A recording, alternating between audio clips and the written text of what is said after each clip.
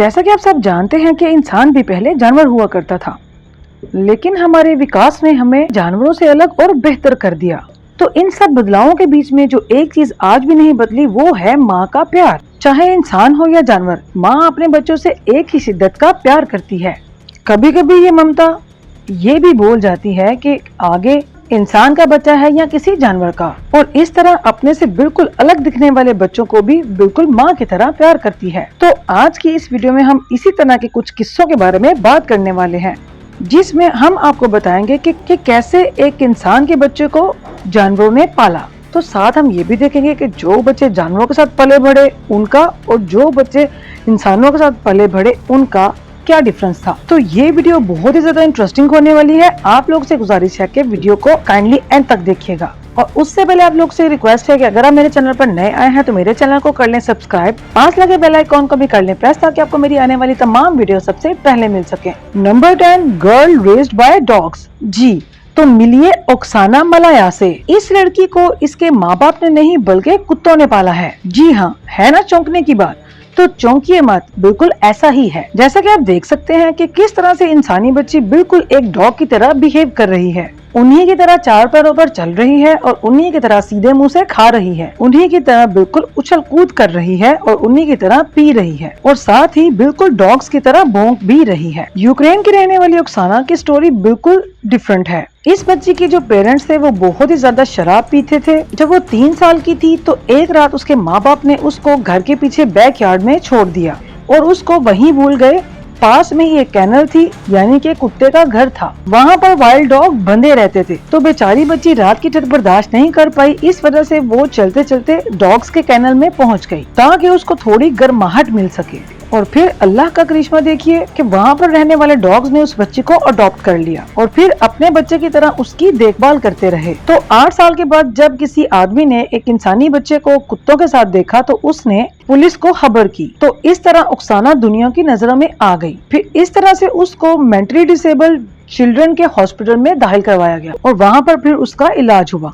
Number 9, child raised bye monkeys. ये कहानी है युगांडा के रहने वाली जॉन सिब्यूना की। जॉन के माँ बाप अक्सर बहुत ज्यादा लड़ाई किया करते थे। तो एक बार साल 1888 में जब जॉन की उम्र सिर्फ 4 साल थी, उसके बाप ने उसकी माँ को जान से मार दिया। ये खौफनाक मंजर देखकर बच्चा डर गया और उसको लगा कि शायद अगली बारी उसकी है। इस वजह से वो डर कर घर से बाहर निकल गया और जंगल की तरफ चला गया। और फिर यहाँ पर अल्लाह का करिश्मा दोबारा से जाहिर हुआ। जॉन जो है उसको बंदरों का एक झुंड मिल गया। और फिर जब जॉन की उम्र 7 साल की हुई तो किसी ने उसको बंदरों के साथ रहते हुए देखा। तो जब रेस्क्यू टीम बच्चे को लेने पहुंची, बंदरों ने उसके ऊपर लकड़ियां फेंकनी शुरू कर दी, क्योंकि बंदरों ने उसको बिल्कुल अपने बच्चों की तरह पाला था। इस वजह से वो उसको बचाने की पूरी कोशिश करते रहे। इसको देखकर सब बहुत हैरान थे, क्योंकि इस बच्चे की हरकतें सारी जो थी वो बिल्कुल बंदरों की तरह मैच करती थी। ये बिल्कुल उन्हीं की तरह बैठता था, उन्हीं की तरह उछलता था, उन्हीं की तरह खाता था और उन्हीं की तरह बिल्कुल इंसानों से डरता था। उसके बाद जॉन को स्कूल में दाखिल करवाया गया और फिर वहाँ पर उसकी परवरिश हुई। Number 8, child raised bye Wolves. तो ये कहानी एक भारतीय बच्चे की है जिसका नाम दीना सनीचर था। इसकी कहानी सुनकर आपको जंगल बुक का मोगली याद आ जाएगा। ये बात 1976 की है, जब कुछ इंसानी शिकारियों ने इस बच्चे को जंगल में भेड़ियों के बीच देखा। 4 साल का ये बच्चा भेड़ियों के बच्चों के साथ इस तरह से खेल रहा था जैसे ये उन्हीं में से एक हो। इसके दांत भी बिल्कुल भेड़ियों की तरह नुकीले थे, उन्हीं की तरह इसकी स्किन भी डार्क थी और इसके बाल और पंजे भी बिल्कुल भेड़ियों की तरह थे। तो इसको देखकर लोगों ने इसके बहुत से नाम रखे, जैसे दीना, रामू, शनिचर, शामडियो वगैरह वगैरह। तो रामू इंसानों के बीच में रहकर रामू को इंसानों के बीच रहने के तौर तरीके सिखाए गए। रामू कुछ थोड़ा बहुत तो सीख गया, जैसे कपड़े पहनना, खाना पीना, लेकिन बोलना कभी भी नहीं सीख पाया। और फिर 1985 में रामू की मौत हो गई और इसकी स्टोरी से ही इंस्पायर्ड होकर रुडयार्ड किपलिंग ने एक बुक शाया की जिसका नाम था the jungle book. Number 7, child raised bye leopard. ये कहानी है साल 1912 की, जब गांव के कुछ लोगों ने मिलकर एक लेपर्ड के बच्चे को मार दिया था। तो इस वाकये के कुछ दिनों के बाद लेपर्ड जो है वो गांव में दोबारा आई। तो एक औरत जो खेतों में काम कर रही थी उसके 2 साल के बच्चे को उठाकर भाग गई। लोगों को लगा कि शायद बच्चा लेपर्ड की खुराक बन गया होगा, लेकिन कुदरत को कुछ और ही मंजूर था।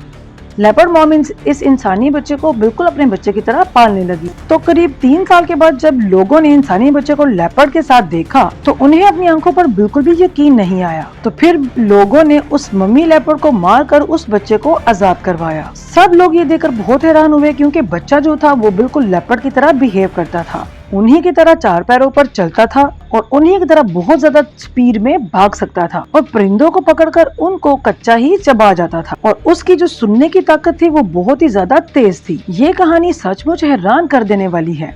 आपका इसके बारे में क्या ख्याल है? Number 6, child raised bye birds.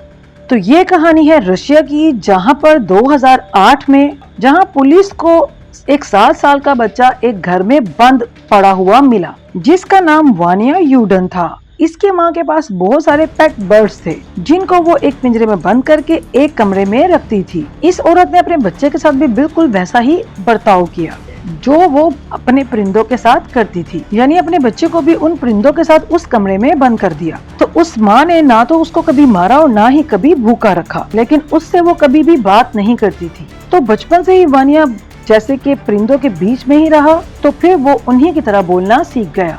उसे इंसानों की कोई भी जुबान नहीं आती थी, वो सिर्फ परिंदों की तरह ही चॉपिंग कर सकता था और बिल्कुल अपने हाथों को जानवरों के परों की तरह ही हिलाता था और फिर परिंदों की तरह ही खाना भी चुगता था। बाद में इस बच्चे को साइकोलॉजिकल केयर सेंटर भेज दिया गया। Number 5, child raised bye chicken. ये कहानी है फिजी में रहने वाली सुजीत कुमार की।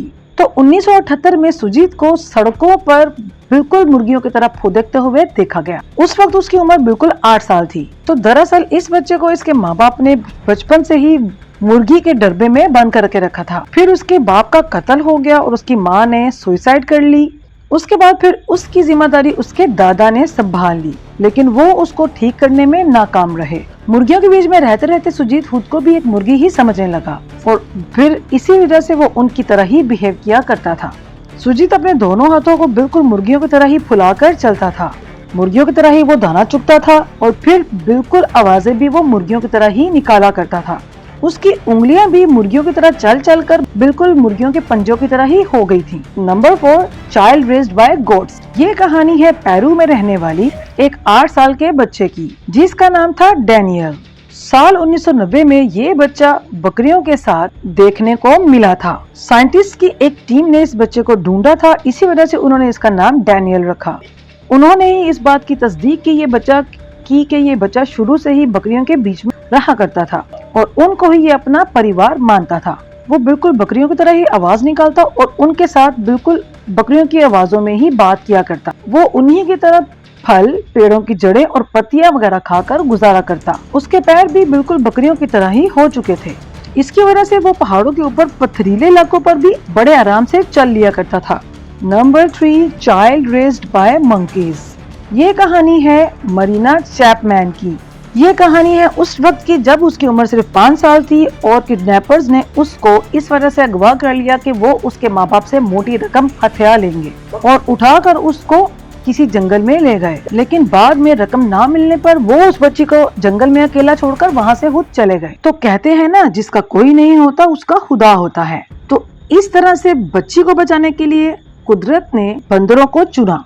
बंदरों के एक ग्रुप ने बच्ची को अडॉप्ट कर लिया और उसको अपने बच्चों की तरह ही पालने लगे। मरीना ने बंदरों को देखकर जंगल में सर्वाइव करना सीख लिया और फिर तकरीबन 5 साल तक बंदरों के बीच में रही, जब तक ये दोबारा से किडनैप नहीं हो गई। मरीना का जीवन सचमुच में कांटों भरा सफर रहा। Number 2, boy raised by wolf. ये कहानी सेंट्रल रशिया के कालुगा की है। तो साल 2010 में एक ऐसा बच्चा जिसके मम्मी पापा ने उसको बचपन में ही छोड़ दिया, सख्त सर्दी में लोगों को जंगल में नजर आया तो लोगों ने उसको देखकर पुलिस को इन्फॉर्म किया। पुलिस ने उसको पकड़ा और हॉस्पिटल ले गए। ये बच्चा जंगल में एक गार में रहा करता था और इसको बिल्कुल भी इंसानों की तरह बोलना नहीं आता था।